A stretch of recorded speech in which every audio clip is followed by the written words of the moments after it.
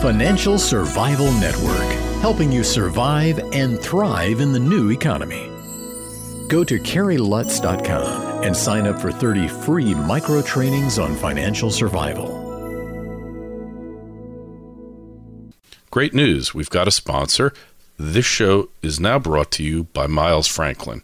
And when it comes to protecting your wealth, you know there's nothing better than gold and silver. That's what I'm buying. I hope you're doing the same. And once you make the decision to buy gold and silver, there's no better place than Miles Franklin. Look, they've been in business 22 years. And the reason I'm a customer is because when you buy, they ship. Go to milesfranklin.com or call them at 800-822-8080 to get a free quote. 1490 WGCH, Greenwich, Connecticut. This is Carrie Lutz. You're listening to the Financial Survival Network. Time for another Triple Lutz report. We talked about the dim bulbs in Congress, how they want to dominate every aspect of your life. And the whole light bulb ban, the criminalization of Edison-type light bulbs, is just another example of Congress stripping rights away from you. They believe that they can make better choices and better decisions than you can. The evidence, the facts point to exactly the opposite. And the light bulb ban is just one example.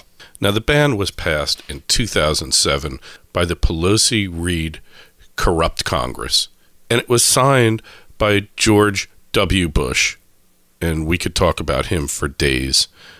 Definitely one of the worst presidents we've ever had. And I'm not talking about wars or anything else. I'm talking about from a freedom and economic freedom perspective. He went along with Sarbanes-Oxley, the prescription drug program, as well as the light bulb ban.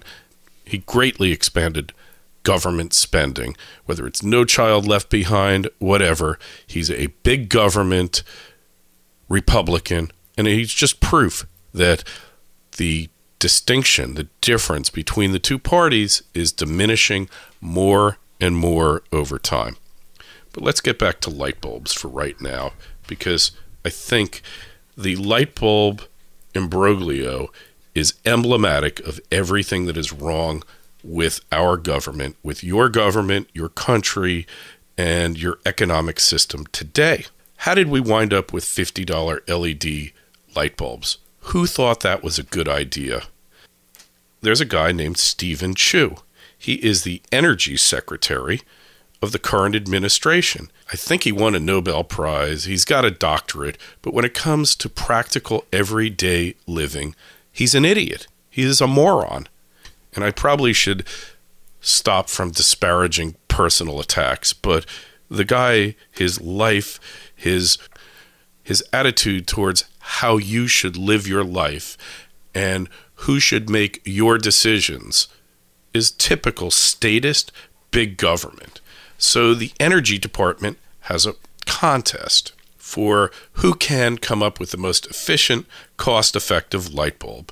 And Philips, a long-term light bulb manufacturer, electronics company, you know them by their Norelco razors, wins the prize. They get $10 million for creating the $50 LED light bulb.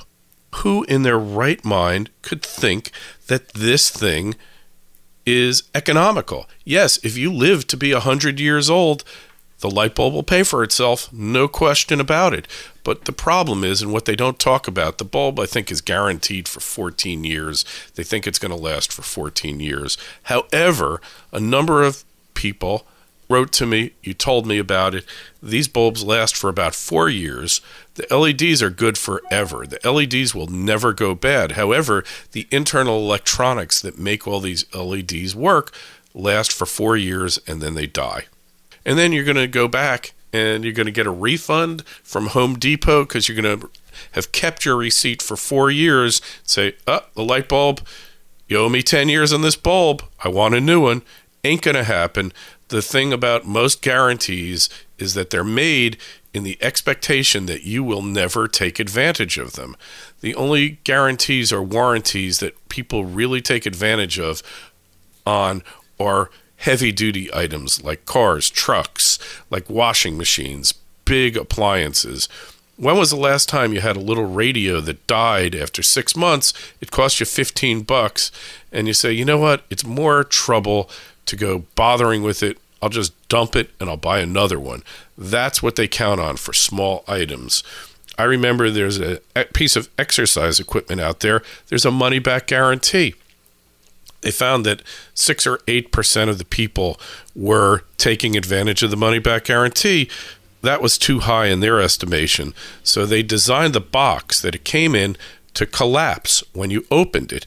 And one of the terms is that you had to return the unit in its original packaging. And then, remarkably, who would have thought, their money-back guarantee return claims went down to less than 1%. So you make it more difficult for people. You do it on small items. They're just not going to take advantage. But there are a number of loopholes in this law. And just getting back to the law for a moment, right now it hit 100-watt bulbs. There are additional periods where additional bulbs are going into the prohibition. I think in July 14th, more bulbs become illegal.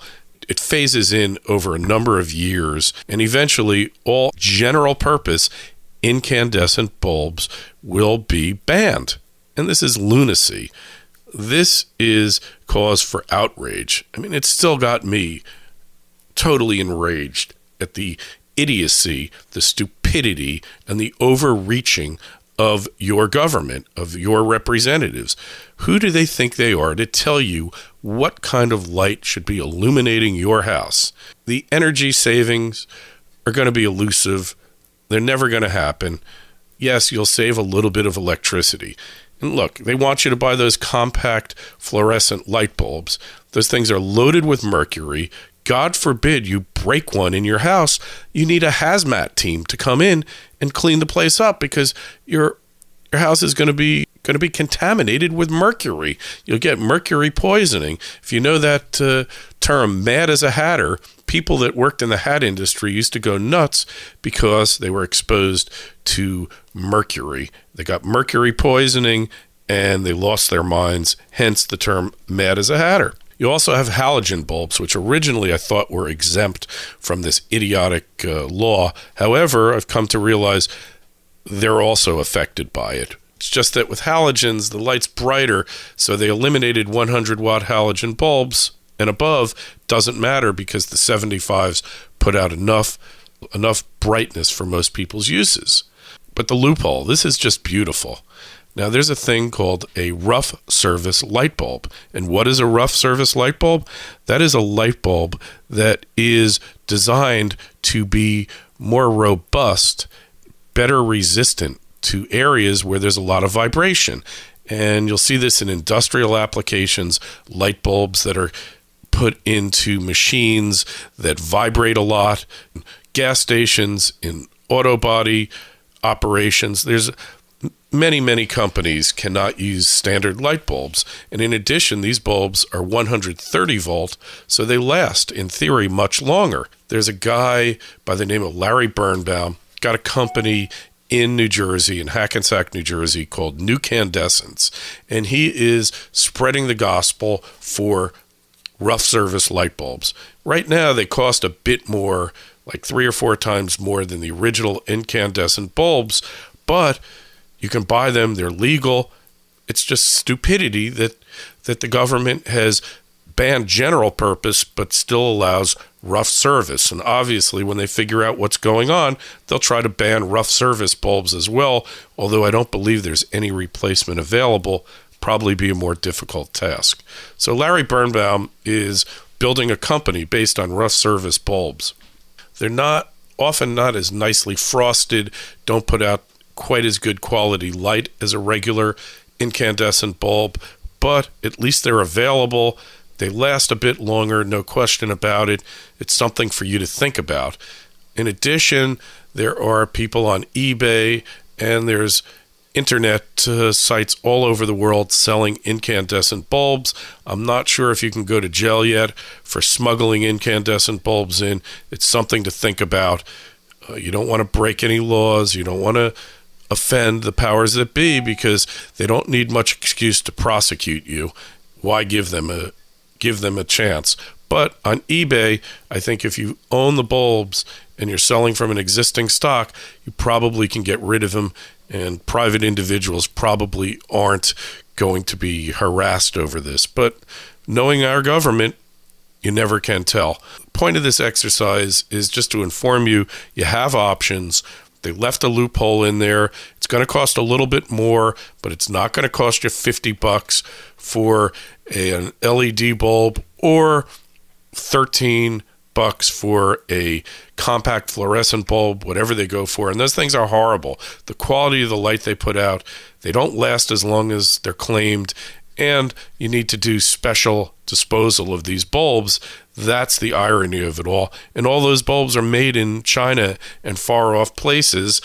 They don't help American workers. In fact, this law closed down the last remaining light bulb factory for GE in the United States. So just something to think about. You've always got options. Anytime the government tells you not to do something and you want to do it, find a legal way of doing it. There's always options. Oh, and by the way, go to CarrieLutz.com, sign up for the free Financial Survival Toolkit. You'll get it immediately. Also, you'll get our weekly newsletter, get access to hundreds of shows on the site, and we're expanding it, making it even better. So just something to think about. This is Kerry Lutz, been another Triple Lutz Report, signing off.